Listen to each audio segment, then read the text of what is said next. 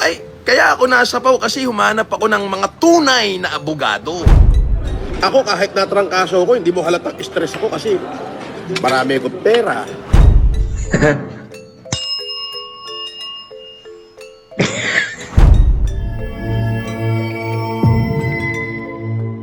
Hi everyone! Dahil sa dami ng basher ni Norman Inodoro ay mukhang lumuluwang ang tornilyo ni Norman Inodoro sa ulo. Sa video na ito ay panoorin natin ang tila nasisiraang pandemic hero. Panoorin natin ang video na ito. Nagsimula ang video sa tila lumuluwang na tornilyo na kung tawagin ay pandemic hero dahil ginagawa niyang alien UFO ang isang bell.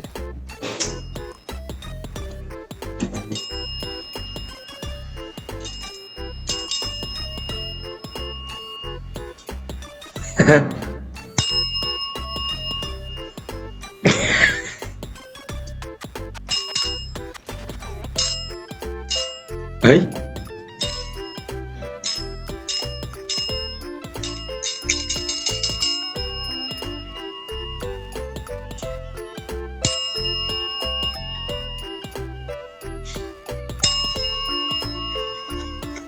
Tila minumulto naman si Norman Inodoro sa kanyang isipan dahil akala niya ay nasa tabi-tabi lang si Fuji News. Tornikulo ko. Talaga? Ganon. Tingnan nyo nga ba, baka may nagbibideo sa akin. Ba? Silipin nyo pag may nagbibideo sa akin, umatin nyo.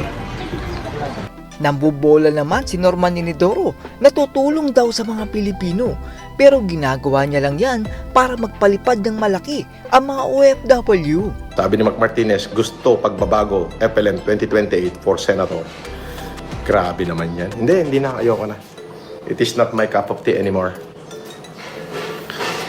Gusto ko na lamang matapos lahat ng mga kaso ko at gusto ko makapaghanap buhay ng mabilis, makabenta yung lahat ng property at matulungan ko pabalik yung mga taong tumulong sa akin. Yan naman ho ay pangako ko. Kaya lang ho, alam nyo naman, hindi pa ho tapos yung huling-huling kaso. Kaya hindi pa rin ho ako makagalaw. Feel naman ni Norman Inodoro na maging hayop dahil siya daw ay isang kabayo. Yung mukha kong kabayo o year of the horse ngayon. Tatadyakan ko yung mukha mo ngayon.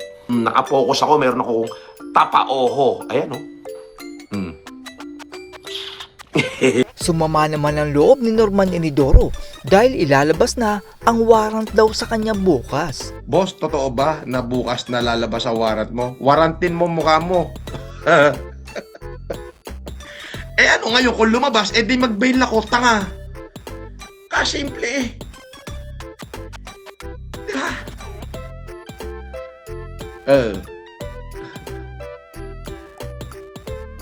Ay, kung wala Boss M, iyak na. Tanga! Anong Boss M pinagsasay mo? Gusto mo ibuhol kita kay Boss M mo? Gusto mo? Paguntugin ko kayo ng Boss M mo? Bobo. O, ayan o. O. Boss M. Tanga, bobo. Kasi bobo mo si Pod Bobo. Magiging matapang daw si Norman Inodoro pero natakot nga siya nung pinuntahan siya ni Boss MG. Happy New Year! Sabi niya, ano po New Year's resolution nyo? Magiging matapang ako. At the same time, magiging mapagbigay. Mas mapagbigay, ngunit mas matapang. Yes! Mas mapagbigay, mas matapang.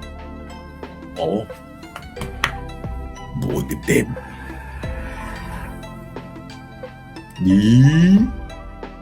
Mapapatawad naman daw si Norman Inodoro ng mga Pilipino at lalo daw siyang sisikat.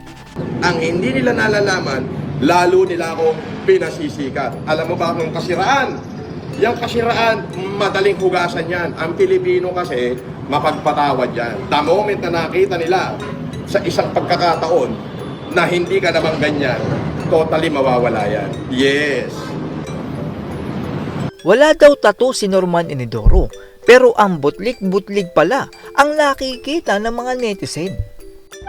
May mga lumalabas ho na sinasabi na ako daw, kamukha ko, mga lumang litrato. Eh, nung tinignan ko ho, puro tattoo yung tao. Ako ho ay wala akong tattoo sa katawan kung makikita nyo. Malinis ho ang balat ko. Walang bakas na nagkatatuyan kung makikita nyo. Oh. Wala akong bakas na nagkatato yung braso ko. Kaliwat kanan po yan. Wala akong bakas na nagkaroon niya ng tato kahit minsan. Kaya malabo ho sa sabaw ng posisyon. Kung minsan naman maraming tao na nagkakahawig lang. Pero hindi ibig sabihin siya yung tao na yun. Ganun lang ho yun. Pati litrato ho ng ibang tao na may resemblance sa akin, sasabihin ako na. Ay, hindi ho. Uulitin ko ha. Ang braso ko ay kahit minsan hindi ho nagkaroon ng tato. Malinis ho yan. Ayan, butlig-butlig lang. Manahimik ka! Madami daw pera si Norman Inidoro, kaya hindi daw siya may stress.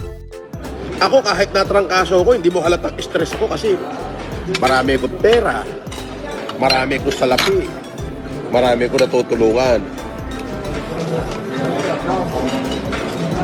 Ikaw, may natulungan ka ba? Wala. Tila sumama naman ang loob ni Norman Inidoro dahil nabash ang mga sunog baga boys na kanyang bodyguard. Huwag na huwag mong uulitin na i-post o ipahiya yung mga magiging bodyguard ko pa. Alam ng lahat na ikaw ang leader ni Pod Genius, okay? Kontrolin mo yan. Kapag sa susunod na ipinahiya mo sila, hindi ko sila aawatin kung anong gagawin nila sa'yo. Nagbabago na yan. Huwag mo ipahiya. Kinang ina mo. Yun lang. O yun, sagot tanong ko sa'yo. Kasalanan ba? Nabigyan ng pag-asa ang mga bilanggo. Pangalawa, tandaan mo to, obligasyon ng bawat mamamayan na tulungan ng kapulisan para mahuli ang mga kriminal, mailagay ito sa kamay ng batas. Pero ikaw, hindi mo ma-call out, itinatago mo pa. Dahil sa privacy, ginagawa mo sa mga bodyguard ko, ano yung tawag mo doon?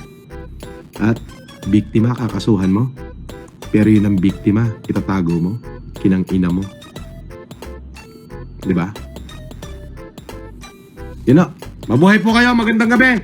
Thank you. At kumita na naman tayo ng $257. Maraming salamat po. God bless you. Nagtataka naman ang netizen kung bakit nasa pau si Norman Inidoro. Di ba bilyonaryo siya? Bakit wala siyang sariling abogado? Diba? Next episode, Yulen versus Susan. Norman. Directed by Norman. Kunin mo nga isang cellphone ko pula dyan. Nando sa bulsahan. Sa bulsa ng gilid ng ano. Hindi, dito sa gilid. Pinakagilid, Casper. Directed by Norman. Bakit nasapaw ka? Ay, kaya ako nasapaw kasi humanap ako ng mga tunay na abogado. Hindi peke. At least yun, Public Attorney's Office. At yan po ang mga kalokohan ni Norman Inidoro. Tila lumilit na ang mundo ni Norman Inidoro sa dami ng kanyang mga basher. Pero hanga ako sa kanya at nagagawa pa niyang tumawa. Sadyang wala yatang pakiramdam ang mga bandido. Ang kagandahan lang po sa nangyayari ngayon ay nagiging aware na ang mga OFW. Dahil alam na nila na ang tulong na pinapalpad nila kay Norman Inidoro ay hindi para sa mga Pilipino, kundi para mismo kay Norman Inidoro. That's all everyone. Salamat sa inyong panonood. This is Chuck and you're watching Biker Drone.